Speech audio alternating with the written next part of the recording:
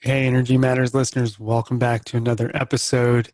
And we have a very special guest for you today. We hope that you have been meditating. And if you haven't, Cody and I will know because we teach intuitive work. Don't worry, you're not in trouble. We've got Sally Kempton on here to help us out.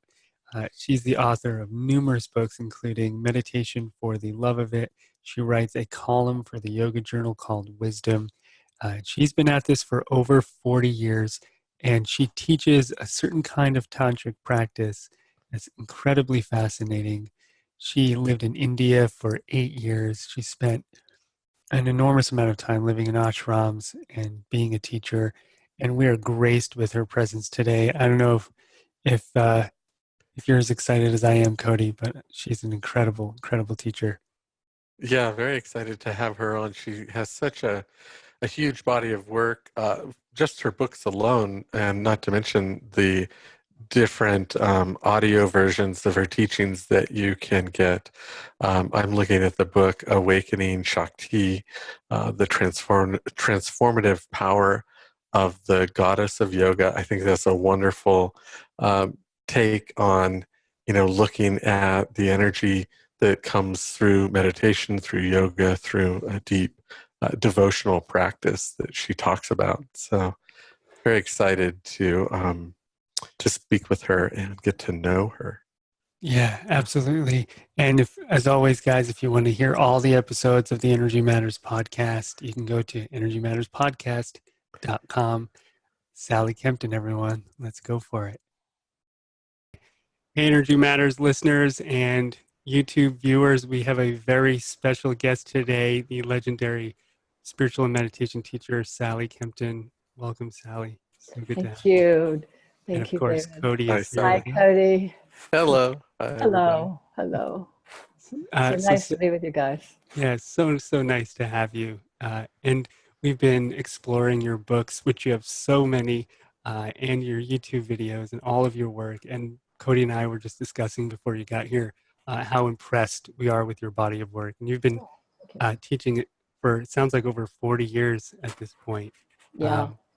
And for those who are listening who are maybe new to your work and or maybe have been meditating but haven't been fully exposed to all of the cool stuff that you've been doing all these years, can you just start off by telling us a bit about what it is that you teach, maybe in particular devotional contemplative tantra and what that means? Yeah. Yeah. I teach, well, the basic teaching of Tantra, which is, of course, fairly pervasive in the modern world, is an understanding about energy as the basis of everything and a recognition that in meditation especially, it's really important to be inclusive in terms of what we allow into our meditation. So in classical yogic meditation, the idea is to make your mind as still as possible. And the general, which is of course a great instruction, but for most people it's quite daunting, since actually getting your discursive mind to shut up entirely is very difficult, takes a long time, involves a lot of repression, suppression. So Sleeping pills. Yeah. Yes, exactly. Sleeping pills. Yes, knocking yourself on the head. Yeah. Right. Quaaludes, other perhaps not so healthy alternatives. Yeah. So for me, there were two life transforming kind of interventions that came into my meditation. One was a transmission of Shakti from my teacher, which is very much the basis of the meditation I teach. That it's based on the understanding that when you meditate in the presence of someone whose own meditation has cooked, has opened, has brought about awakening, then there's a lot of help and transmission that comes, to someone who practices with a teacher who kind of has a lineage mojo. And that was how I learned meditation, from a very powerful, enlightened teacher.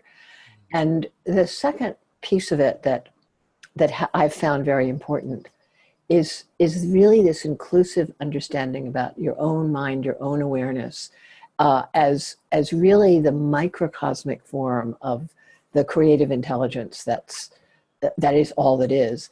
And if you understand your mind to be basically made of energy, made of Shakti, as we call it, then you can look at your thoughts, you can look at your images, you can look at all the stuff that comes up when we're especially first getting into meditation. You can look at it all as being part of your meditation, as being held in the awareness of your meditation. And this attitude, which I consider the foundational tantric meditation attitude, this attitude seems to remove the overstructuring, the kind of feeling that you're maybe doing it wrong, helps to create a field within which meditation can be both dynamic and still. Mm. So that recognition that everywhere your mind, as the tantric text says, everywhere your mind goes is Shakti. Everywhere your mind goes is divine conscious energy. Therefore, even though mind hygiene, mental hygiene, positive thinking, all of those interventions are really helpful and positive, at a certain point, it's really necessary to understand that your meditation can encompass whatever arises, still be meditation. And that seems to be what lets us go deep. That's great. Yeah. Pardon me. Yeah, it's when you talk about that, it makes me think of something I see happen a lot in meditators, which is when they start to meditate, it's not an all-inclusive sense of self that they're stepping into, but trying to get rid of or fix, like I become the project, I'm the problem, or certain parts of me are. And that level of meditation, while there may be some benefit in self-discovery, it also seems to kind of work against us on some levels. Interesting. Yeah, I agree. And I do think that most of us begin meditation as part of our ongoing self-improvement project. That's right. one of the main motivations for doing any kind of inner work, and it's a good thing. But many years can go by while you try to fix yourself, improve your meditation, feel discouraged about it. Whereas if you just, I'll tell you the moment that really changed it for me. My teacher, whose name was Swami Muktananda, who was one of the first enlightened Indian teachers to come to the West in the 70s. And once when he was leading meditation, and he said, you have to stop chasing the mind, trying to get rid of thoughts. Your mind is simply a limited form of the creative consciousness that creates infinite worlds. And therefore, your mind is going to create infinite worlds on the inside. So the way to look at them is to say, everything that arises in my mind is an aspect of Shakti. And he was a devotional tantrika, so he would say it's an aspect of goddess. So if you look at your mind as goddess and everything that arises in it as being part of goddess, then your attitude towards your mind will automatically become more naturally reverent, and your mind will start to behave. Your mind will start to give you a break. And I've found this to be true. You have to remember it. I mean, you can't use it as an excuse to just, let yourself ruminate indefinitely. It's a particular type of intervention where you kind of loosen the reins, but you look at what's coming up in your mind as an aspect of sacred energy. And somehow this seems to loosen the attachment, the tendency to follow thoughts, the tendency to get taken out by thoughts that we don't find acceptable.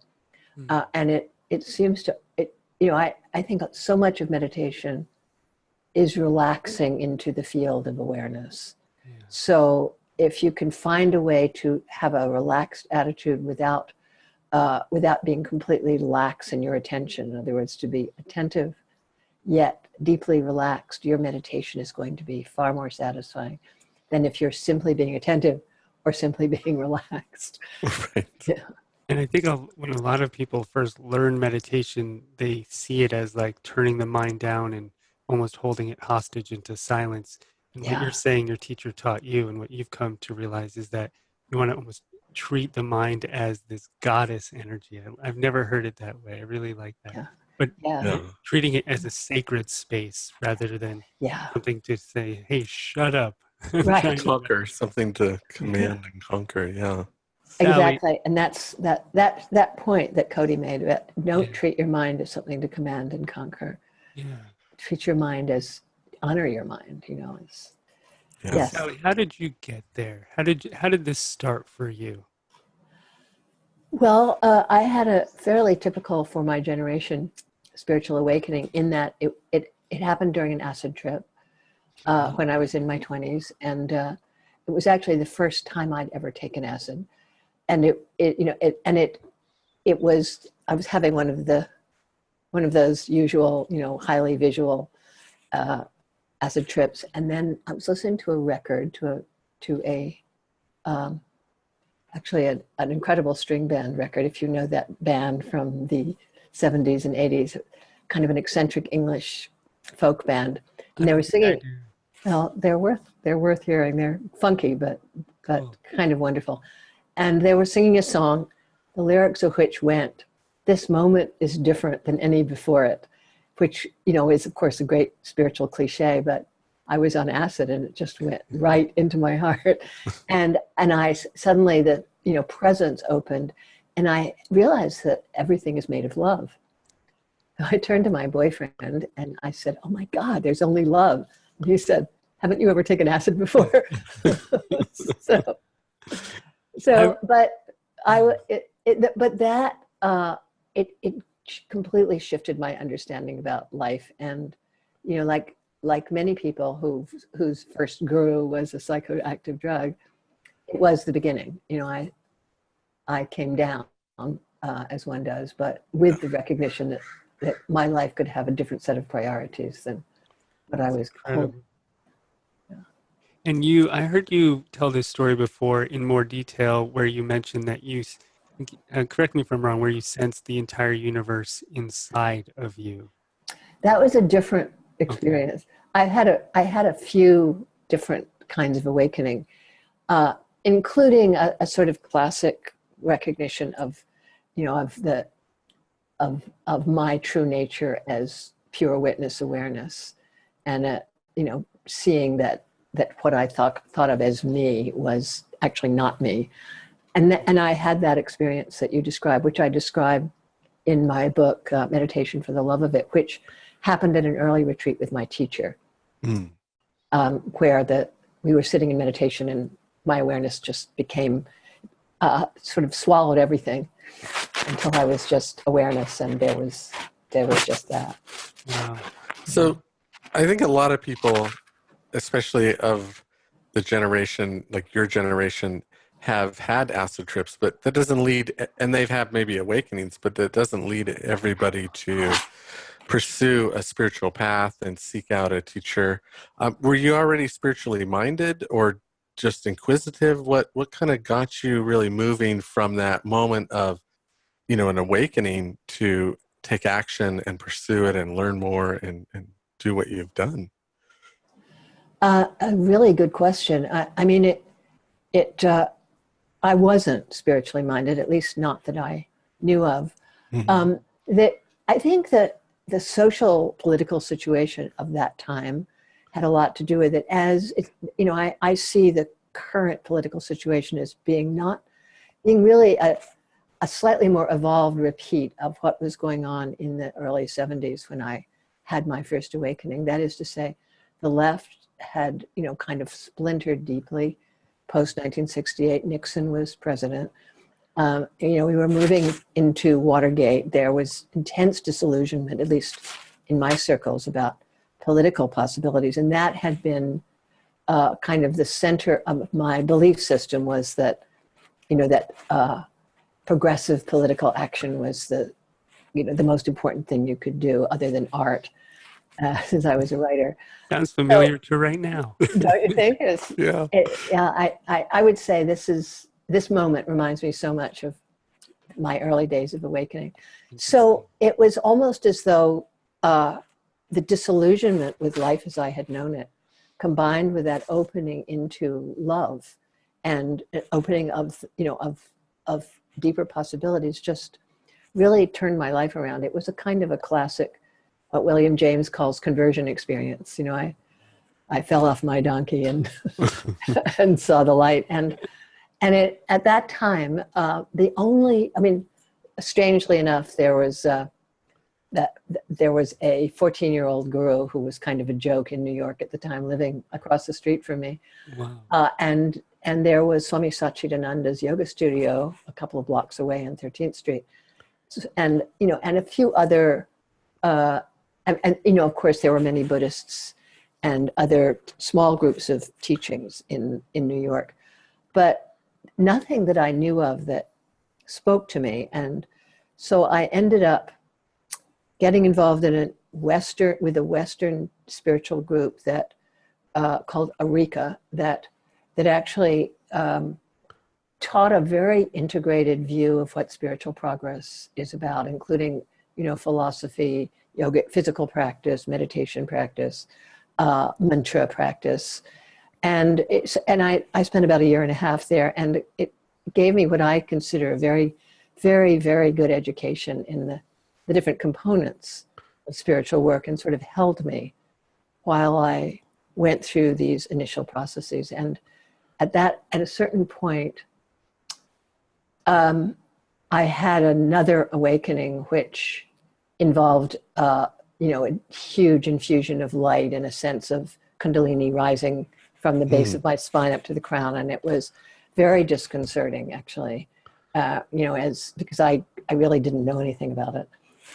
Yeah. And in the middle of that experience, I heard the name of Swami Muktananda, who was a recognized Kundalini master, not Kundalini yoga in the Yogi Bhajan sense, but the more traditional, Kundalini yoga of what's often called a Siddha tradition, a lineage of gurus who have the capacity to awaken students. And he happened to be coming to Los Angeles, where I was living, and I went to see him, and ended up spending the next 29 years with him and in his lineage. Wow, it's incredible. Very cool. Yeah. Sally, for those who are listening, watching, going, I want to have an awakening experience like that. I guess the question is, where can they get the acid? Ask Michael Pollan. That's true. He seems to have some connections. That's right. I saw him on Colbert talking about that. No. But more seriously, for those who maybe their awakening isn't going to come from taking acid or something like that, but they're looking for that opening, what would you suggest to a student like that? Oh, really good question.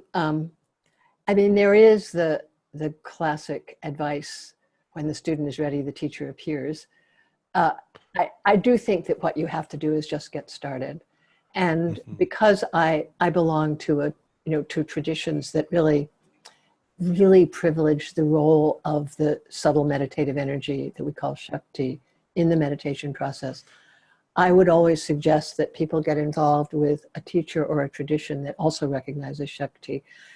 And many of these are in the Hatha Yoga lineages, because Hatha Yoga, not all Hatha Yoga, obviously, but there are some Hatha Yoga lineages which work with Shakti, and where that type of awakening takes place. And there are also teachers who, in what's currently called the direct path Ramana Maharshi tradition, which I'm sure you've had several of those teachers on this show, who help people awaken.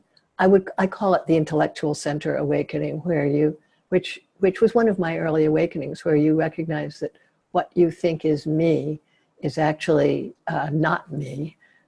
That which you see the difference between the small self egoic sense of who you are and the deep awareness that is ever present, who you really are. that kind of awakening, which I think is more common in the Western world these days, correct me if I'm wrong about this, but it's what I hear about, seems to, there seem to be a number of lineages, certainly in California, that in which you can sit with a teacher who will kind of talk you into recognizing consciousness as the truth, and in which you might have the opportunity to get it. And that's a very good start, as long as you don't get stuck in a merely intellectual recognition of yourself as consciousness, as long as you really allow it to become embodied. Can you explain that a little bit? What that looks like? If so, someone knows, like, am I stuck? How do I know if I'm stuck? What is that? What does that stuck look like? Okay. I don't. I think recognizing your own stuckness is not always that easy, which is why teachers and peers and reading is very useful. But let's see if I can explain this. There's a type of spirituality in which our intention is to rise above and beyond our mundane life, to disengage from the body, to experience what, in the Kundalini tradition we call the upper chakras. That approach to practice will often get you to the point where you can recognize your own awareness. You can sort of pull back from your mind and from your body, and especially from your emotional problems, and realize that you are, I always do this when I describe this, that there is this, this field, this holding field, which often can feel very loving and embracing, and which is filled with okayness. It's stable, it's ever present. You recognize that this is the deepest sense of you that you've ever had, and that you've had it all your life. And you get to a point, and I'm sure you know this from experience, where you can de-identify with your physical, empirical, personal self, and identify yourself as the awareness that holds and is present to experience. And this is an extremely satisfying place to park. Where you get stuck is, well, first of all, thinking that you have it together, which is always a mistake, I find. I tried to convince Cody that, but he doesn't listen. Yeah,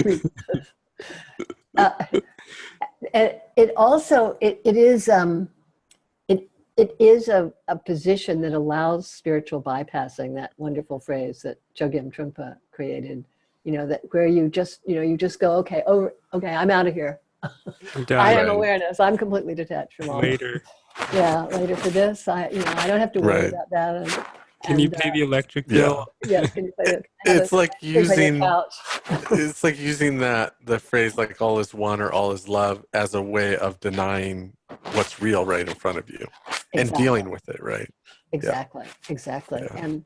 And so at a certain point, if you're not re-entering the body, if you're not actually moving down past the heart into the lower chakras and really investigating the emotions and the physical feelings and often the traumas that you're holding in the first three chakras and often in your heart, then you're always going to be trying to escape your life, and meditation is always going to be partly an escape valve. And I all for escape valves, don't get me wrong. I think that being able to especially when you're in physical pain or emotional pain, to be able to go, okay, I am consciousness, I'm not this, is really, really helpful. And I'm so grateful that I can do that. But I have found that there are deeper and deeper awakenings that become possible when you're willing to occupy your own body and to recognize that your body itself has wisdom that that the mind just can't even begin to make you aware of. Right. So It is intelligence in so many ways. It is intelligence. It is Yes. and it's instinct. It's an instinctual understanding of what's right that you can learn to cultivate, but you can only learn to cultivate by practicing with it. It's not the same as somebody going, okay, I'm just going with my feeling. It's more like actually learning to explore feelings and hold feelings and really test the information. And so you can learn to hear the signals for when the information that your body is giving you is important and when it's just, a passing thing. Right. Yeah. Yeah, there is a difference I've noticed between feeling at the level of impulse versus feeling at the level of movement of energy, like following the flow of that intelligence. Yeah. I Very lived in much. an ashram and in India for a long time, and I thought I had it. But if you had traveled back in time and found me in that ashram, you'd probably notice I was kind of floating above it all. Yeah. And there was a time. Not eating. I hated eating. To this day, Right. eating kind of bothers me. Right. But I see you're quite slim. yeah, it's annoying. I have to do it every day, multiple times, I know. and then again the next day. And all these other things that go along with it. With having a body. Yeah. Right. You have to pay for the food. It's absurd. Yes. And you haven't need a place to sleep. And The reason I don't eat is just because I'm cheap. But yeah, you would definitely have noticed I was just kind of floating up there. When then I came back to the United States and realized, wow, I have to do all of these physical things, and they're actually hard, and I'm not good at them, and that's more of a challenge than just sitting and meditating. Like for me to sit and meditate all day was so easy. It was almost easy to fall into this blissful state and just roll with it forever. And then I found all the other stuff harder. I think a lot of meditators out there hit this point as well. When did you hit that awareness, and what was that like for you? How did you navigate it? well, I lived in an ashram for a long time, and eventually I became a swami monk, which meant that I occupied a privileged position where other people did a lot of stuff for me. Oh, cool. I want that. So, so in other words, other people did my laundry. Nice. Other people cooked my food. Wow. And I eventually got to the point where I started thinking, oh my God, I'm teaching people how to live their lives. And I'm living in this utterly privileged and, kind of unreal situation in which everything is taken care of for me. And all I really have to do is give spiritual teachings and do my best to get along with other people, which is, of course, not always so easy. Sounds good to me. How long did that take to get to that point? I started feeling problematic to me. Wow. It took a while, about 15 years in. And and part of it was because and living in an ashram, as you probably know, especially if it's a large ashram, and especially if there's a living teacher, is quite challenging in many ways. And it's not like a Cistercian monastery where everybody's silent. There is a lot of interactivity. There's a lot of interpersonal stuff that you have to deal with. So you don't really feel like you're bypassing for a long time because you're so engaged in the challenges, living in a community, and also the work I did, which was, challenging in itself. But there just was a point at which I actually started to feel this is hypocritical. I mean, I'm working with householders. I'm working with people who have to pay their bills, who have adolescents who are driving them crazy. And I'm living this life which is entirely focused on on obvious spiritual practice.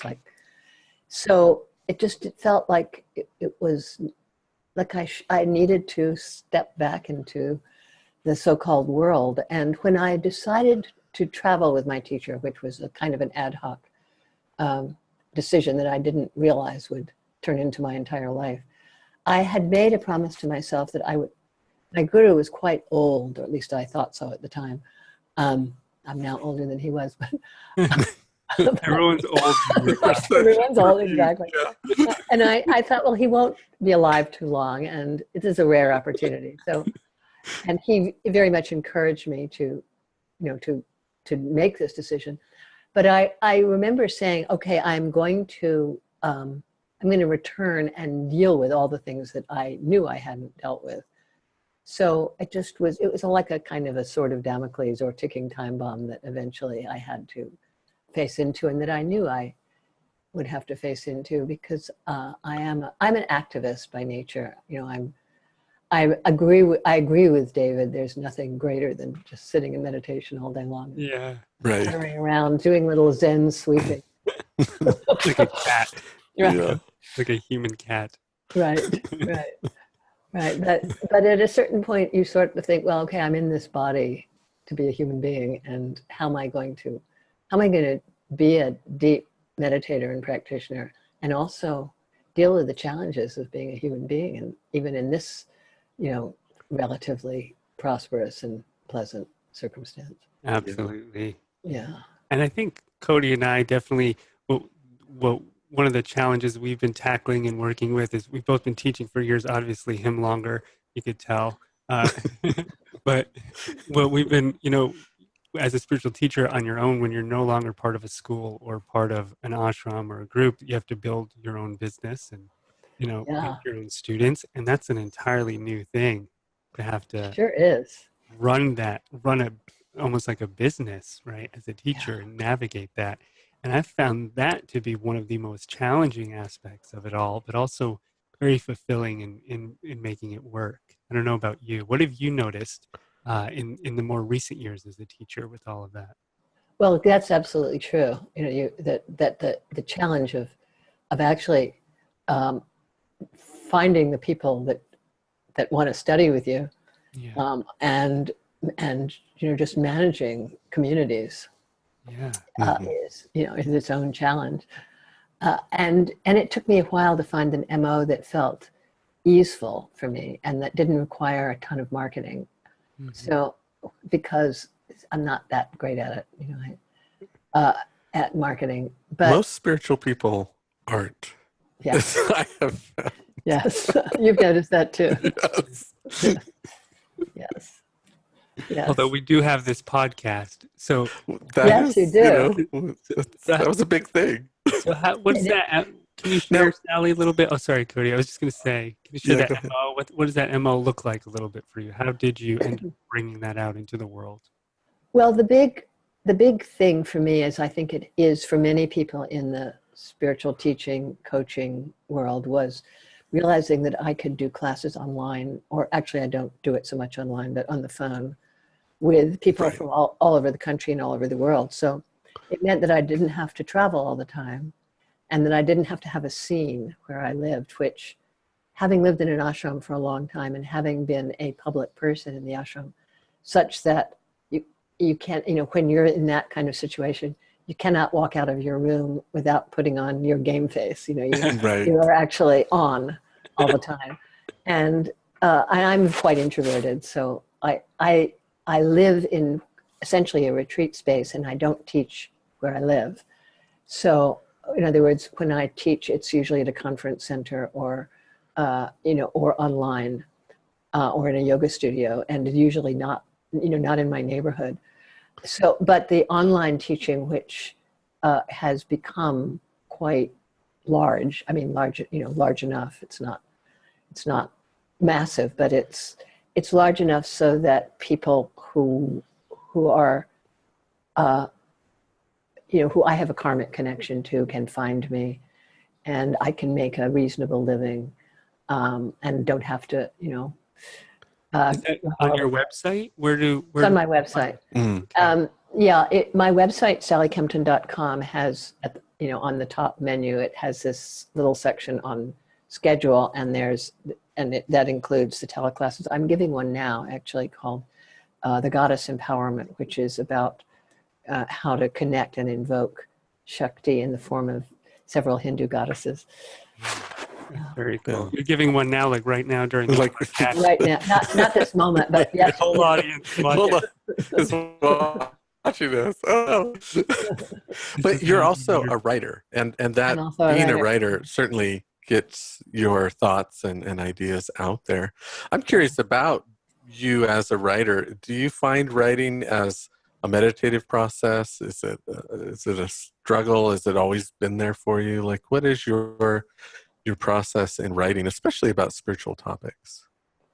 Well, yes, I would say I'm a writer more, if I could describe myself as only one thing, it would be as a writer. I've been writing since I was 5. Wow. Nice. And when I was younger, it was the way I tuned into the self, to the deeper truth of my being. Something about writing, usually fiction in those days, would kind of open up this space of enormous joy and contentment and inspiration. And I love, and the problem was, I was a professional journalist for a while, but I just was not that interested in mundane things, as I've subsequently realized. So learning that studying spirituality and yogic topics and realizing that I could write about them was a huge gift for me, actually. It's one of the things I'm really grateful for, is that it gave me a way to write that felt in integrity with what I love myself. So yes, it's deeply satisfying. And one of the things that I've learned about writing and spirituality is that writing, or any form of art, any form of anything that demands that you mine a deeper inspiration, is a wonderful path to a meditative state. You can. Yeah. So I recommend writing as a path. It's a beautiful, beautiful thing, even if you don't think you're good at it. Right. Yeah. Oh, that's great. I've never been good at it, but I enjoy it. And we have a mutual friend, Ann Randolph, who's an amazing writing teacher. Yes. If you guys ever get a chance, do a retreat with Ann Randolph if you want to write. Although I went on one of her retreats and I wasn't told that it was an improv retreat as well. Yes. All of a sudden I'm on stage moving around going, this is scary.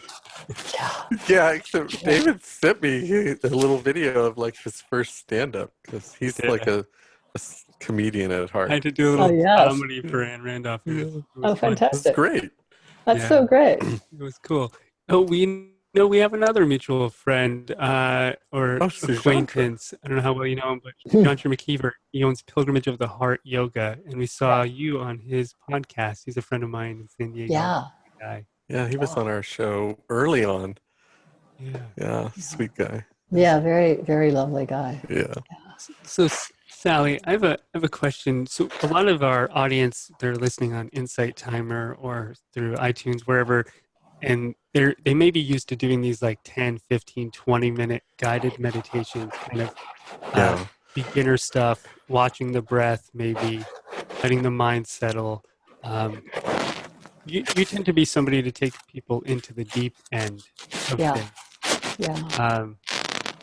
We got a little mic there. Okay. Yeah.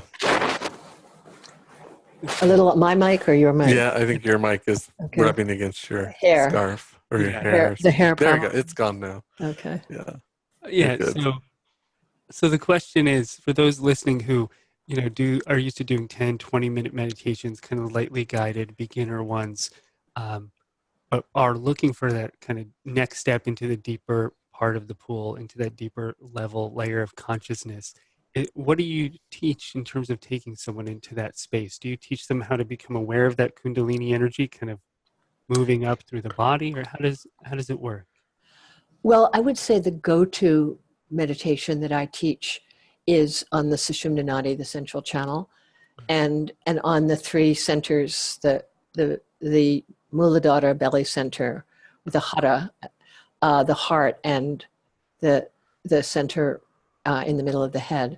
So what I teach a particular set of practices which allow people to enter into the central channel, which is, in the yoga texts. Should I explain this or? Yeah. Sure. Yeah. Yeah. And maybe talk a little bit about the three centers too, because I don't know that any of us Let me just really know what that is. So, yeah. Well, in the yogic tradition, and actually in most of the Eastern yogic traditions, there's the understanding that the subtle energy body, which pervades the physical body, but also extends at least 3 feet beyond it, actually has its own geography that corresponds to the physical body, corresponds to the organs, corresponds to the endocrine system, and to the spinal column and the cerebral spinal fluid in the physical body. And in the 7 chakra system, which is the one that we are most familiar with in the West, there's the understanding that there are 7 vortexes, one at the base of the body, one in the center of the pelvic area, one in the generally navel solar plexus area, one in the heart, one in the throat, one in the center of the head. It's between the eyebrows, but inside, not in the forehead, and then one above the crown. And what I discovered, and this is not my personal discovery, it's an understanding that is many spiritual teachers have come to, is that the 3 main centers are what in martial arts is called the hara, the belly, Right. the heart, and the center in the center in the head. And that if you activate these 3 centers, it basically activates all of your subtle bodies. It activates your inner being at several different levels. And I can tell you what I feel that these centers hold in particular, what gets activated when you really tune into them. But the centers are connected along the subtle spinal column, which the yoga tradition says is interpenetrated by 3 very, very subtle channels called the Ida, the Pingala, and the sushumna, or central channel. The Ida and Pingala correspond to the nostrils, and they are the pathways that the breath in which the breath and the prana move into the body, but between them is this much more subtle and difficult to reach channel called the sushumna, which means something like auspicious or overmind channel. There are different definitions of it, as with many Sanskrit words, but there's this in the yoga tantric tradition. It's said that when we go into a true meditative state, a true samadhi state, what is actually happening is that our breath stops moving through these 2 normal channels and goes into the sushumna. And at that point, very often the breath becomes very slow and stops. And this inner space, the space of the inner body, begins to expand. And you find yourself in a let's call it a non-ordinary state, or in a meditative state, in the state of expanded awareness. But it's deeply embodied. It's not affected by the body. It's like it's free of the body, but it's inside the body. And the sushumna nadi can become. It's almost as though your body turns inside out. It's like this, the underlying awareness, which has been hidden, starts to emerge and literally swallows up your body consciousness. And the way the yogic tradition that I'm part of describes this is they say that it's all about entering the sushumna, the central channel. So I teach a meditation I teach it as a beginning meditation, because you can approach it at whatever level of expertise you have acquired, Right. in which we practice with the breath, begin by breathing with the sense that you're breathing in and out of the forehead, and find this center in the middle of the head, and then begin to breathe vertically. So letting the breath flow down to the heart and back up, and then down to the hara, to the center of the belly, and back up to the heart. And as you practice this way, your mind settles. It's a very good concentrative practice. But eventually, the sushumna opens, and you find yourself in meditation, in the state of dhyana, which I define as the spontaneous arising of the meditative state, which I know you're very familiar with. So, and when you're meditating in the sushumna, it's like you catch on to the wave of your deeper being, and the practice begins to be spontaneous, and you're carried as far inside as you can be present for, which obviously, if you haven't meditated a lot, your capacity to stay inside is less than if you've practiced a lot. But Right. it's a beginning practice that can become an extremely advanced practice, because at a certain point you surrender to the currents of energy, and they take you deeper and deeper into your subtle self. So, and I also teach a lot of visualizations. I mean, I teach a lot of devotional mantra practice and goddess invocation practice, and guided journeys. So, and a certain amount of what they currently call non-dual practice, that is being aware of awareness. So Right. I have a fairly wide spectrum of ways I teach meditation. I love that. Yeah, Wow, that's beautiful. great. Well, over 40 years of practice and exploration, I'm sure you have tremendous deep knowledge to share, um, in a lot of different arenas. That's really wonderful. Yeah. Well, I experience it, as I suspect you guys do as well. I do experience meditation as a recreational activity, as well as a practice that that transforms you very deeply. So I like to meditate, and I think I've found as a teacher, as I'm sure you have also, that one size really doesn't fit all. Right. So, mindfulness is not for everybody. Uh, Concentrative meditation is not for everybody. Visual meditation is not for everybody. Mantra is not for everybody. But if we play, we find what hooks you, what makes you want to meditate. Absolutely. Yeah, I love the title of one of your books, Meditation for the Love of It, is a great title and statement, that you do it because you enjoy it. I like that. It's great. Yeah. If you don't enjoy it, I can't imagine you'd continue. Right. It's hard to Exactly. continue something Exactly. you don't find some aspect of it, or some form or expression of it, where you can be in a place of enjoying it. Yeah. Yeah. Yeah. I know for Yeah. me, so I had a degree in philosophy. I moved to the Himalayas, and so I was, I was a meditator, but I was intellectual, and so the Vedantic form and teaching was very attractive to me because it was so logical and such a straight shot to, what seemed like enlightenment. And I read all these, Ramana Maharshi books, and went down to the ashram and Nisargadatta, and all of that, and I absolutely loved it. And then I got into more of the kind of healing, intuitive side of things as well. And I moved to Hawaii, and then I almost started feeling guilt that I started practicing. This one's supposed to be right. Now this one's right. And then other one practices I got into, and I realized there was always something missing in that equation, which was me. Yes. So Right. yes. That's a good way to put it. That's a great way to put it. Yes. Like, what do I think? What works for me? It took me years to ask that question. Yeah. Right.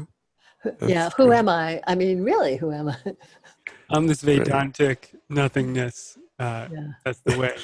Yeah. Yeah. Are you writing any more books? I am. I'm about to start another book, but I'm not revealing what it's about, because it's not fully cooked, but it's along the lines of the Awakening Shakti book. It's a book about higher energies and how they work inside human beings. Nice. Yeah. Are, are there other spiritual teachers alive that you look up to or you still enjoy listening to?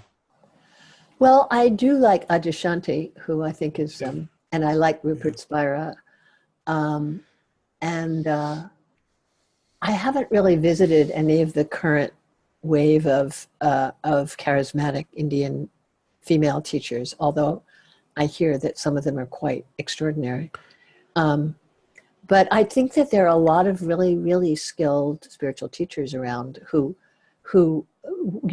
I benefit from having satsang with them. I haven't met a teacher that I want to enter into the kind of relationship that I had with my guru. Partly because he was so big and so kind of all-encompassing that I've never met anybody who has that quality. So, but I do think that there is enormous spiritual opportunity around these days. There is much more than there used to be. Yeah, Much definitely. Yeah. Back when you started, back when I started, it wasn't like on every corner. We didn't have the internet. You had to kind of search around quite a bit to find a teacher and a teaching. Yeah, you did, and you often had to go to India or go to Nepal. Mm-hmm. Yeah.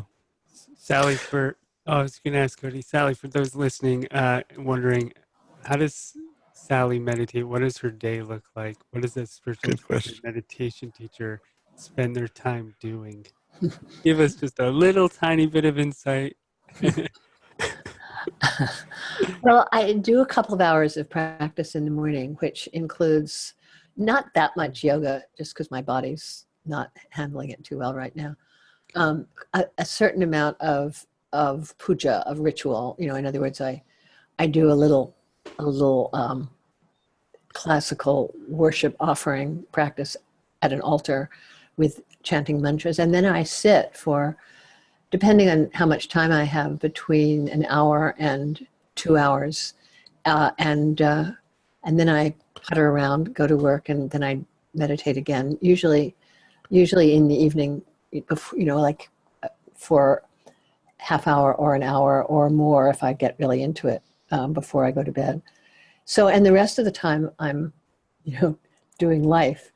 I just did a retreat, which was more of I just want to stop traveling retreat, in which I spent a lot of time just wandering around, cooking and straightening my house and sitting on the deck, spacing out, and that was great.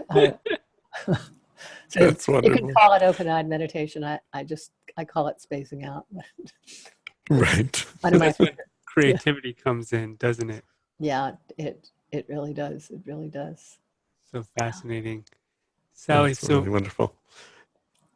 For all the meditators listening to this, going, well, I want to do more with Sally. I want to listen to her teachings, her meditations. Where can they find you? I know we have sallykempton.com, which is probably the home of most of it. Yes. And then you also have, I'll just speak for you. I know you have Kripalu August 24th coming up. You're going to be teaching there August 24th to the 26th, which is in Massachusetts. You guys haven't been there. It's a beautiful retreat center. And then you're also teaching November 14th to December 12th. That's almost a month worth on death and dying. And where is that one going to be? That's a teleclass. So that's that's online. Okay. I'll also, let's see what else I can tell you.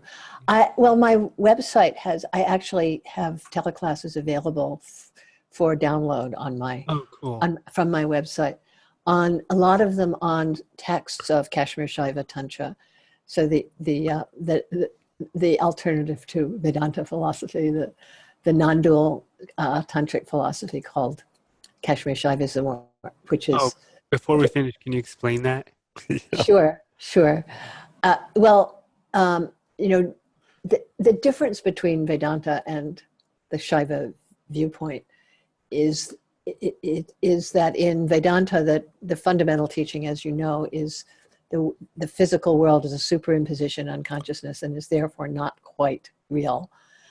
In Kashmir Shaivism, the understanding is that the physical universe is appearing and dissolving inside this vast field of intelligence called Shakti or Chitti, which is the feminine form of the word awareness, and that therefore every particle of the world is full of sacred energy. So the sages of this tradition claim that they are the true non-dualists. In other words, that they don't make a separation between the world and spirit. They see spirit in all of it. And it's a tradition that was supported by the kings of Kashmir from between the 8th and 11th century, and that has disappeared from Kashmir, obviously, when the Muslims took over and even before. But it's in the mid-20th century, several European and American scholars kind of discovered the texts, which are really quite extraordinary, as I suspect you know. Very beautiful, poetic, radical, and it's begun to be a thing in the modern spiritual world. My teacher was one of those who kind of brought Kashmir Shaivism into the conversation in India and in the West. Wow. So I teach a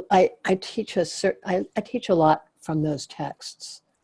That sounds, and correct, I could be very wrong, but when you describe that sounds an awful lot like kind of the idea of the holographic universe where everything is in every piece. And very similar.